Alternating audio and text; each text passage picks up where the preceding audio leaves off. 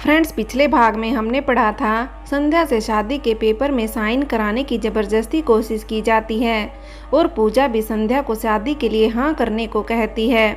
नीरज और विशाल कुछ गुंडों की पिटाई करते हैं मगर संध्या का पता नहीं लगा पाते हैं। कुणाल की धमाकेदार एंट्री, पूजा का पासा पलट हो जाना और संध्या और कुणाल का साथ देना, ये रहस्य ये भी है। कुणाल को कैसे पता संध्या यहाँ है, जिसका खुलासा आज होगा।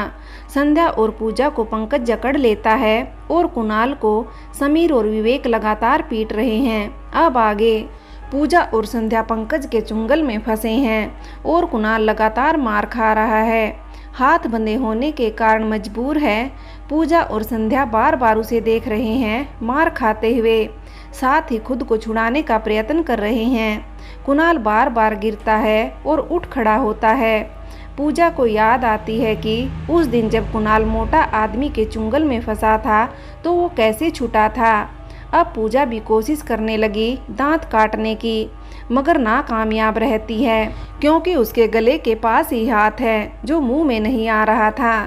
तभी उसे याद आया और उसने पंकज को नाखून से चुटकी काटना शुरू कर दिया।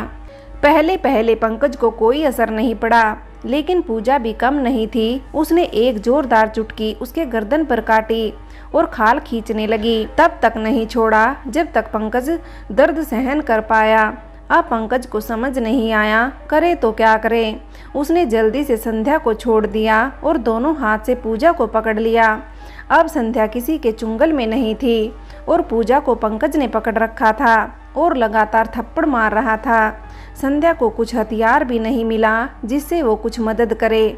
वो कुणाल को मार खाते देखकर भाग गई और समीर और विवेक को पकड़ने लगी और कुणाल को बचाने की कोशिश करने लगी।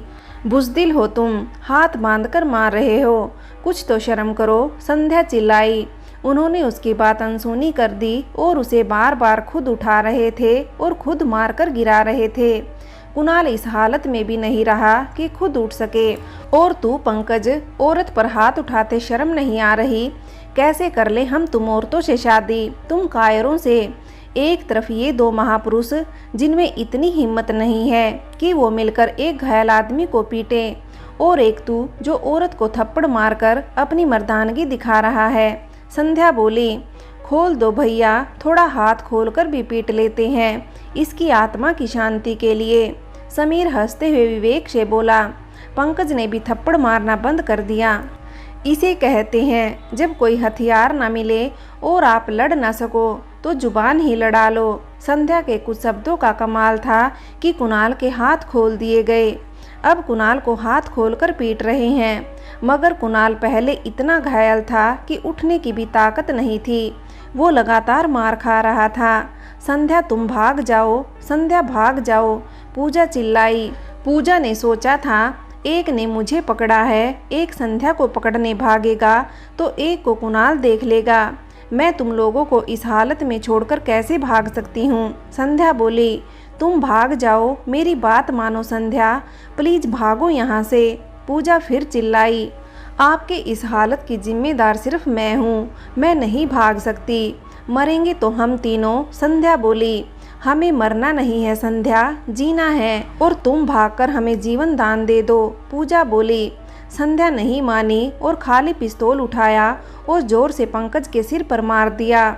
ये सब संध्या का अचानक किए जाने से पंकज कुछ समझ नहीं पाया और उसने दोनों हाथ से पूजा को छोड़ दिया और अपने सिर पर हाथ लगाया जहां चोट लग गई थी। अब संध्या और पूजा ने पंकज को पीटना शुरू कर दिया। विवेक और समीर ने कुणाल को छोड़कर उन दोनों को पकड़ लिया और वहां से ले जाने लगे। कुणाल लगभग बेहोश था। संध्या और पूजा को उस गुफा समान बंगले से बाहर ले गए। बहू छूटने की कोशिश की पूजा और संध्या ने, मगर वो दोनों नाकामयाब रही। बाहर जाते समय अपने बहुत सारे गुंडों को बेहोश देखकर समीर बोला, मानना पड़ेगा विवेक भाई, कुणाल को अभिमन्यु सी वीरता तो देखो, सारे चक्रव्यूह कितनी सफाई से तोड़कर आया है और यहाँ कैसे आ गया जहाँ का एड्रेस हमारे ही साथियों को नहीं पता। लेकिन लास्ट में अभिनय हार ही जाता है। शायद वो भूल गया था, तभी तो वीर गति को प्राप्त हो गया। हंसते हुए विवेक बोला, बाहर वो अपनी गाड़ी में संध्या और पूजा को डालते हैं और विवेक और पंकज ने अपनी अपनी होने वाली बीवी को पकड़ रखा है। समीर गाड़ी स्टार्ट करता है, लेकिन ये क्या, गाड़ी स्टार्ट नहीं होती है। 2-3 बार बंद करके चालू किया मगर स्टार्ट नहीं हुआ। समीर उतरा और चेक करता है गाड़ी।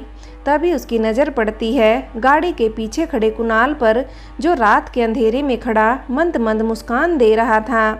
उसके चेहरे पर हल्की रोशनी पड़ रही थी। समीर ये नहीं समझ पाया कि जो लड़खड़ा के खड़ा नहीं उठ पा रहा था वो अपने 2 पैरों पर ऐसे खड़ा था जैसे कुछ हुआ ही ना हो और चेहरे पर घाव और नकली खून लगा हो। ज़्यादा कुछ सोचने का मौका समीर को नहीं मिला और कुणाल ने अपना असली रूप उनके समक्ष प्रस्तुत किया। पहले समीर का गला पकड़ा, फिर उसके पेट पर 3-4 लगातार मुक्के मारे, फिर उसे हवा में उठाया और गाड़ी के बोनट पर ही पटक दिया। गाड़ी जोर से हिली। विवेक और पंकज ने एक साथ दरवाज़ा खोला और बाहर उतरकर कुणाल की तरफ लपके। विवेक ने कुणाल के मुंह की तरफ तेजी से हाथ उठाया। कुणाल ने उसके हाथ को हाथ से पकड़ा और पंकज को कसकर लात मारा। फिर विवेक के हाथ को थोड़ी ताकत से पीछे हटाया और दूसरे हाथ से अपने खून से मिक्स हो चुके पसीने को पोंछा और जमीन की तरफ हाथ झटकते हुए अपने मुक्के को आकार दिया और विवेक के मुंह पर दे मारा और साथ के साथ उठने की कोशिश कर रहे समीर पर लात जमाते हुए दौड़ कर आ रहे पंकज को गुस्सा मारा और एकदम से पीछे को मुड़कर विवेक को अपने पंजे के बल अपने शिकंजे में ले लिया और साथ में ही उसके पेट में 2-3 घुटने से वार करते हुए उसे छोड़ दिया और बिना देखे पीछे को तेजी से हाथ घुमाया। शायद उसे महसूस हुआ था कोई पीछे से आ रहा है। समीर के सिर पर उसकी बंद मुट्ठी का मजबूत वार हुआ। वो दोबारा उठ न सका। अब पंकज वहां से भाग निकला और समीर और विवेक घुलते रहे और जब उठ ना सके तो कुणाल धीरे से झुका और विवेक की अधखुली आंखों से आंख लड़ाते हुए बोला, देख भाई, पुरानी कहावत सुन लिया कर। दरअसल मैंने सुना था घायल सांप ज़्यादा खतरनाक होता है। तूने भी सुना होता तो मेरे हाथ नहीं खोलता। अब जब कुणाल ने जंग जीत ली थी तो वो उनकी गाड़ी से उतरकर दोनों को अपनी गाड़ी में बैठने को बोलता है और खुद विवेक की गाड़ी से पानी का बोतल निकालकर मुंह धोने लगता है। अंधेरा भी था। दोनों डरते हुए उतरते हैं और इधर उधर देखते हैं। उन्हें वहां कुणाल की गाड़ी नहीं दिखी। वहां सिर्फ 2 गाड़ियां थी, एक विवेक की जिसमें से उतरे थे और एक टूटी फूटी सी कार जिसके दरवाजे चिपके हुए थे और आगे की एक हेडलाइट टूटी हुई। दोनों तरफ के दर्पण भी गायब थे। लेकिन आपकी गाड़ी है कहाँ? पूजा ने सूरज से चिल्लाकर पूछा। कुणाल मुंह से सारा खून साफ कर रहा था तो उसने फिर ऐसे ही इशारा करते हुए कहा, वो तो खड़ी है। संध्या ने ध्यान से नंबर प्लेट देखा तो हैरान रह गई। वो टूटी फूटी गाड़ी कुणाल की ही थी। इतनी हालत खराब कैसे हुई गाड़ी की? संध्या ने पूछा। जब अपने ही फिक्र करना छोड़ देते हैं तो ऐसी ही दुर्दशा होती है, कुणाल ने जवाब दिया। दरवाज़ा तो खोलो। दरवाजे पर जोर लगाते हुए। इस साइड का दरवाज़ा कुछ ज़्यादा ही चिपका था। कुणाल से भी नहीं खुला तो उसने दोनों को एक ही तरफ से घुसने को कहा। खुद आगे बैठ गया। गाड़ी की ये हालत कैसे हो गई और तुम्हें कैसे पता चला यहाँ किडनैप करके लाए हैं? संध्या ने पूछा। पूजा की वजह से हुआ है सब। आज तुम सही सलामत हो उसकी वजह पूजा है, कुणाल बोला। दरअसल जब तुम्हारा किडनैप हुआ था और मैं, नीरज और विशाल तुम्हें कहीं नहीं ढूंढ पा रहे थे तो मैंने नीरज से कुणाल का नंबर ले लिया था और पूछने के लिए फ़ोन किया था। कुणाल ने फ़ोन नहीं उठाया। तभी विवेक का फ़ोन आया और विशाल से उन्होंने कहा कि पूजा को हमारे हवाले कर देना और संध्या को ले जाना। मुझे पता था ऐसा ही होगा। दुश्मन से और कोई उम्मीद नहीं रख सकते थे कि वो मेरे जाने के बाद संध्या को छोड़ देंगे। विशाल विवेक से बात कर रहा था। मैंने कुणाल को मैसेज किया कि संध्या की जान खतरे में है, उसे किडनैप कर लिया गया है और वो गुंडे जिनको आपने पीटा था उन्होंने किया है। मुझे उनके अड्डे पर ले जाया जा रहा है, प्लीज़ जल्दी बचा लेना। इतना लिखकर मैंने अपनी लाइव लोकेशन भेज दिया और फ़ोन जेब में छिपा लिया ताकि कोई मुझसे फ़ोन ना छीन ले। उसके बाद थोड़ी देर में कुणाल का फ़ोन आ गया। अभी हम घर से निकले नहीं थे। हेलो, ये क्या बोल रहे हो आप? कौन हो? कुणाल बोला। मैं पूजा, उस दिन उन गुंडों से आपने मुझे बचाया था। पूजा बोली, संध्या को क्यों किडनैप किया उन्होंने? उसकी दुश्मनी तुमसे थी, मुझसे थी। संध्या से क्या दुश्मनी थी? कुणाल ने पूछा। दरअसल जिसको आपने पीटा था उन्हीं में से एक लड़का शादी के लिए संध्या को देखने आया था। मैंने पहचान लिया और विशाल ने बेइज्जती करके घर से निकाल दिया था। अब वो पीछे पड़ गया संध्या के। शादी होगी तो मुझसे, वरना किसी से नहीं। पूजा बोली, तो तुम क्यों जा रहे हो? विशाल और नीरज कहाँ हैं? कुणाल बोला, विवेक जिसने मुझे किडनैप करने की कोशिश की थी उसी ने संध्या का किडनैप कराया है और वो चाहता है कि पूजा को भेज दो, संध्या को ले जाओ। पूजा ने कुणाल को सारी बात बताई। सुनो तुम ध्यान से, मुझ पर भरोसा है ना तुम्हें? विशाल और नीरज को कुछ मत बताना। मुझे पूरा भरोसा है कि वो संध्या को नहीं लाएंगे और आपको उठा ले जाएंगे, इसलिए उनके उठाने से पहले उनके पास जाकर उनका भरोसा जीत लेना। मैं तुम्हें भी कुछ नहीं होने दूंगा। कुणाल बोला, मैंने कुणाल पर भरोसा कर लिया क्योंकि और कोई रास्ता नहीं था मेरे पास।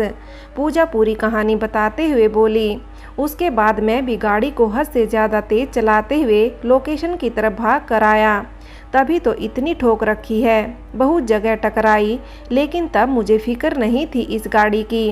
तभी तो बोल रहा हूँ, जब अपने फिक्र करना छोड़ देते हैं तो ऐसी ही दुर्दशा हो जाती है। कुणाल बोला, इतनी तेज क्यों चलाई? आपको कुछ हो जाता तो? संध्या बोली, और आराम से चलाता तो आपको कुछ हो जाता, साथ में पूजा को भी। उसने भी मैंने भरोसा दिलाया था। और तो और विशाल को टेंशन ना हो, उससे भी वादा कर लिया कि तुम अपनी बहन की शादी की तैयारी करो, मैं उसे लेकर आऊँगा। कुणाल बोला, वो सब छोड़ो, गाड़ी मेरे घर पर ले चलो, नज़दीक है यहाँ से। मैं विशाल को बोल देती हूँ, वो भी परेशान होंगे संध्या के लिए। रात के 12 बजने वाले हैं, सुबह से लापता थी संध्या।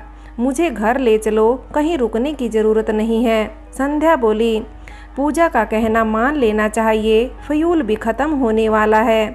पूजा तुम मेरी बात कराओ विशाल से। कुणाल बोला, अपने फ़ोन से करो, मेरा फ़ोन नहीं उठाएगा वो, मैंने धोखा जो दिया है उसे। मतलब उसकी नज़र में तो मैं विवेक से मिली हुई हूँ। पूजा बोली, उठाएगा, उसकी बहन की चिंता उसे फ़ोन उठाने को मजबूर कर देगी। कुणाल बोला, पूजा फ़ोन करती है और खुद बात ना करके कुणाल को फ़ोन पकड़ाती है। हेलो, विशाल बोला, आपकी बहन को बचा लिया है, मेरे पास है। आप शादी के लिए तैयार रहना, मंडप सजा कर रखना, सुबह मुहूर्त से पहले आ जाएंगे होटल में। और हाँ, टेंशन मत लेना, आपकी पूजा को भी बचा लिया है।